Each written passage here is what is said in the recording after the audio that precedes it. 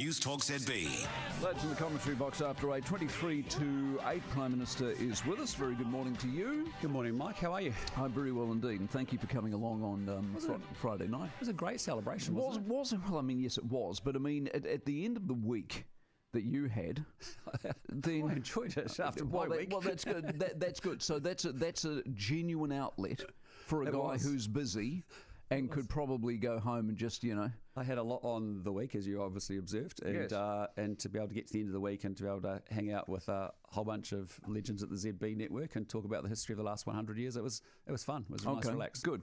So Erica yesterday got around to telling us what she thinks really happened, and Bishop did it late last week as well. Do you believe them? Yes, I do. Yeah, I do. They've assured me publicly and privately, and Chris Pink was frankly acting on his own. Okay.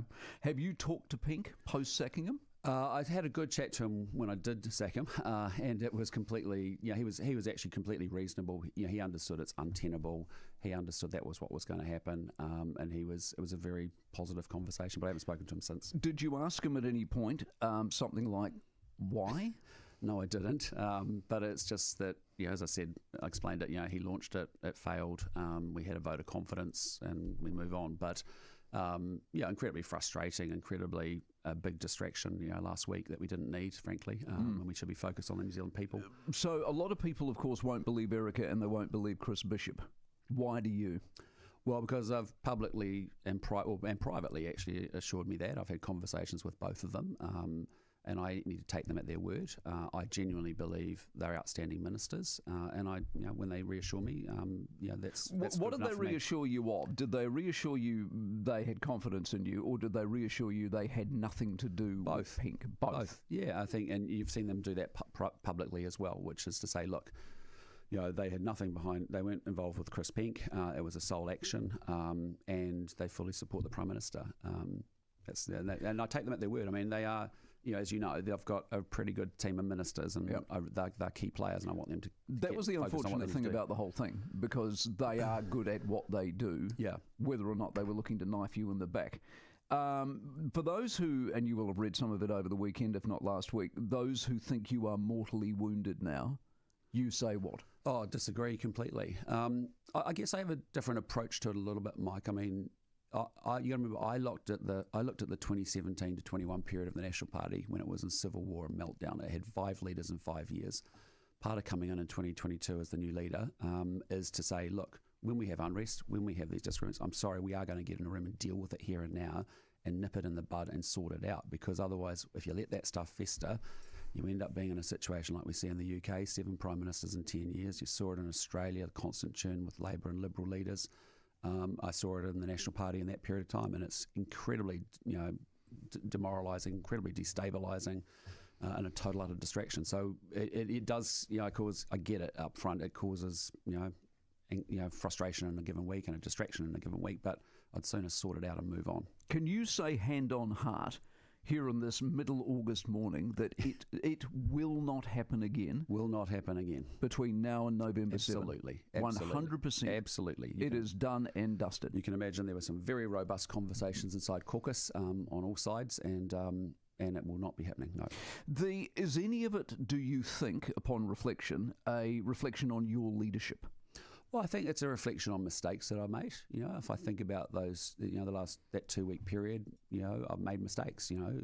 Ideally, those remarks I made in Rotorua, I could have expressed myself a hell of a lot better. I took responsibility for that. I also need to acknowledge there are things I need to do better. I need to be better at communicating where we're going, why we're, what our policies are. The record that we've already had in government, I've got to step that up. That's on me. Without being a psychiatrist or a psychologist about this, in the room on Friday, people loved you. And that's not a political statement. You're a good guy, gave a great speech, people loved it. And a number of people turned around to me, quite a lot of people turned around to me and said, why don't we see more of that? Well, that's who I am, right? I mean, like if you see me out in a Nelson Town Hall, or if you see me out, on podcasts that are often longer format talking about myself or my background and how it shaped me or those sorts of things, the way I engage with my New Zealand stuff, that's the same me. I think the challenge I've had or got, frankly, not as a career politician, has been the political media and that scrum environment where you've got to land a 3 to 6 second soundbite and you've got to get the content right, convey some personality, provide some context for a decision. That's hard. It's really quite hard. And I think that's the media format that I struggle with the most, which often does shape a lot of the public perception. But I'm the same. I get out of Wellington as I always have since I got to that place, and I spend most of my time with people. And so whether this weekend I'm with 2,000 Indians at an Indian Independence Day celebration, or I'm down in Nelson with a town hall, or that's where I get my energy from, and that's where I think you get a better sense of who Chris Luxon is. Having said that, I need to be able to present better in those other formats. Having said that, once again, not necessarily overtly coming to your defence, but you talk about the long format. Last time you did long format, you were next door in Kerry's studio telling us how we're going to reshape MMP. Yes. As it's not a crime. It didn't strike me as a crime. It was an opinion. When you rule out the Opportunities Party, as you look more and more into the Opportunities Party, they're insane. Absolutely. Why wouldn't you rule them out? And why did that? So why did the MMP, the Opportunities Party? All right, even if I give you Rotorua as being a bit over the top, it's hardly a crime, is it? What you've done? No, but there are things. Like Rotorua is a classic. That's not what I intended to say. A lot of people did understand what I was saying, but some didn't, and they took offence to it. And that's not what I intended to happen. Now, in a perfect world, I would have perfectly managed that and got those comms perfectly right. I didn't. And part of it, I also think, though, is as a leader, you kind of got to admit, look, I'm grossly imperfect. Under pressure, we all make mistakes. And when I make them, I should call it out and say so. But I think for me, I haven't changed me as to who I was coming into this job from the way I ran companies in the past or led large numbers of workforces. There are formats where I love getting out and about and seeing people and spending time with them. I have struggled, freely with that 3 to 6 second soundbite of how do you get it all together and project personality as well as context, as well as the policy and the content. And so if you've got advice on how I can do that better, I'll keep working at it. Was there any moment last week where you thought, bugger it? Absolutely not. And I tell you why, because I sort of knew what I was getting into 5 or 6 years ago. I genuinely believe passionately about this country. I choose to do this job because I am connected to the mission and purpose of this country realising its potential. I lived overseas for 16 years. I saw the good and the bad of lots of different places around the world. Everything's here we need to be extremely successful. I'm really committed to that mission. So as a result, and maybe that's a fault, ever since I came here, I don't really listen to the noise. There will be commentators out there that have never liked me from day one, who don't even know me. I could spend my energy getting bent out of shape about that, or I just carry on doing the job that I need to do to make sure it's set up for our kids and our grandkids. I genuinely come from a place where I did better than my parents, they did better than their grandparents, and I want my kids and our grandkids to do better than us. And that's at risk if we don't make some of these good decisions. On policy, hopefully that's the end of that. On policy, ACT and what they announced yesterday, is that an indictment on you or them or the coalition? Because I thought this was under control. I thought that's what you were going to do. Yeah, well, some of it, I think we've made some progress in the public service. I think there's a lot more for us to do, as I've said before. One is, we've said, look, we want services provided to people on the basis of need. We gave that as a cabinet circular early on to all government agencies. We've put a big focus on outcomes and targets. Think about the 9 public service targets that we've published every quarter and continue to, I think 6 of the 9 we're making some pretty good progress on.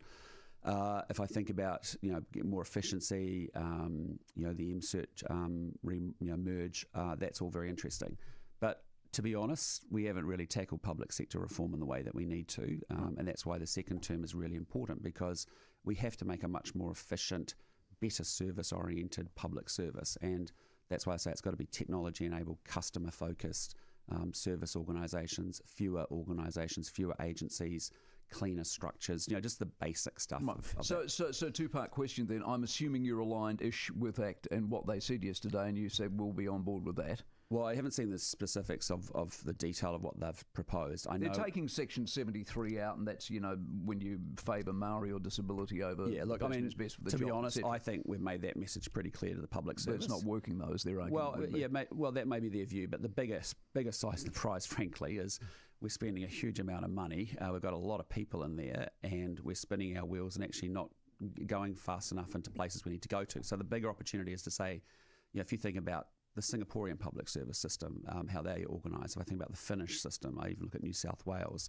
I've had engagements with all of those places to think about how we could radically reform and restructure the public service, because it still has been built for 1990 and we need it to be built for 2040. Right. And that's an exciting project. Okay, so the second part of the question is, you don't have any regrets. Should you have gone harder this term? And you wouldn't have to go, well, that's why we need a second term. I think when you're doing a big turnaround job, you've got to be quite careful about what you can sequence, because otherwise you boil the ocean and you don't deliver anything. You know, for me, my priorities were pretty clear. You've got to get the economy growing and the recovery underway, which we have. You've got to make sure you deal with the law and order issues, and we felt education was a big issue. RMA reform, you know, and there's so much things that you can do. It's quite interesting, Mike. I've been to a lot of the presidential libraries in the US of US presidents, and they can be there for 4 or 8 years. And at the end of the day, it boils down to 3 or 4 big things that as your legacy at the end of it all. Yeah. And so for us, you know, getting a lot of management, fixing a lot of things that are poorly managed in the past and getting better value for money, that's important. But, you know, education reform is massive, you know, what we're doing there. RMA reform is massive for what we're doing there. We have to change savings and investment and the mindset and the KiwiSaver contributions, and all of that stuff is a part of saying get beyond the property stuff, think about having a broader portfolio of wealth creation. The trade and investment thing, we were very much out under a rock and not circulating in the world, and now the world knows we want to do business, and that's creating optionality. So, you know, I have to look in the 2.5 years I've had as to what's priority. Now, what I am signaling very strongly is, you know, day 2 of a second term, you know, we need to really retool our public service, because we want a much more efficient central government that delivers for people. We're getting rid of regional councils to take one whole layer of management out, and district councils want to come together and be a bit more joined up and strategic. That's fantastic. That will simplify our slate, because otherwise we just manage complexity and we don't deliver outcomes for people, right? All right. Good to see you. Good to see you too. Have a good week. I will. Same to you. It's 11 away from 8.